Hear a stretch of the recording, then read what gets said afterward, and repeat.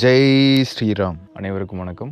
நான் உங்கள் ராமதீர்த்தன். அரிது அரிது மானிடராய் பிறப்பது அரிது, ஔவையார் சொல்லியிருக்காங்க. ரொம்ப அரிதான விஷயம் இந்த மானிட பிறப்பு. நம்ம பிறந்து வந்து பெஸ்ட்டான ஸ்கூலில் ஜாயின் பண்ணிடுறோம், அப்புறம் ரொம்ப பெஸ்ட்டான காலேஜில் ஜாயின் பண்ணிடுறோம். எல்லாரும் எதிர்பார்க்குற மாதிரி டிகிரி ஒன்று வாங்கிடுறோம். அப்புறம் ஒரு ஐடி ஜாப்பில் போய் உட்காந்து 2 லட்ச ரூபா சம்பளத்துக்கு ஒரு மிகப்பெரிய வேலை வேணும் அப்படின்னு ஆசைப்படுறோம். அடுத்து பார்த்தீங்க அப்படின்னா நல்ல கல்யாணம் பண்ணணும், குழந்தை பெற்றுக்கணும், வீடு கட்டணும். ஒரு வீடு பத்தாது, இன்னொரு இடம் வாங்கி போடணும். இந்த மாதிரி பல விஷயங்கள் வந்து இந்த மனித பிறப்பை வச்சு பண்ணிட்டு இருக்கிறோம். அந்த ஒரு மணி மைண்டட் அப்படின்னு சொல்லுவோம். அதாவது காசு இருந்தா ஒரு விஷயம், காசு இல்லைன்னா ஒரு விஷயம், காசு தான் மெயின் எல்லாத்துக்கும் அப்படிங்கிற ஒரு மோட்டிவ்ல, அப்படிங்கிற ஒரு பாயிண்ட்லயே வந்து எல்லாருமே பார்க்க ஆரம்பிச்சிட்டோம். பெண் சித்தரான ஔவையார் சொன்ன மானிடராய் பிறப்பது அரிதுங்கிற இந்த உடலையும் இந்த மனித பிறப்பையும் வச்சுட்டு உள்ள இருக்கிற உயிர் சக்தியை உணர்ந்து பிறப்பில்லாத வாழ்வு அடையிறதுக்காக வந்திருக்கிறோம்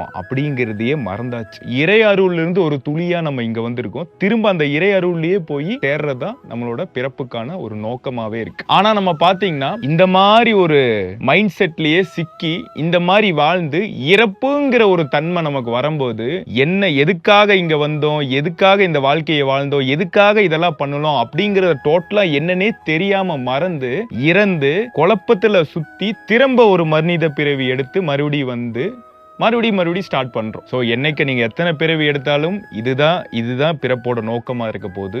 ஸோ இந்த பிறப்பிலேயே முடிஞ்ச அளவுக்கு நம்ம அதை நோக்கி பயணம் பண்ணுவோம். ரொம்ப சக்தி வாய்ந்த பகவான் ஸ்ரீராமரோட ராம நாமத்தை சொன்னீங்க அப்படின்னா மிகப்பெரிய லெவலில் சீக்கிரமாகவே வந்து முக்தி நிலையை அடைய முடியும். முறையாக ராமநாமத்தை கற்றுட்டு பயிற்சி பண்ணிகிட்டே வாங்க. ஜெய் ஸ்ரீராம்.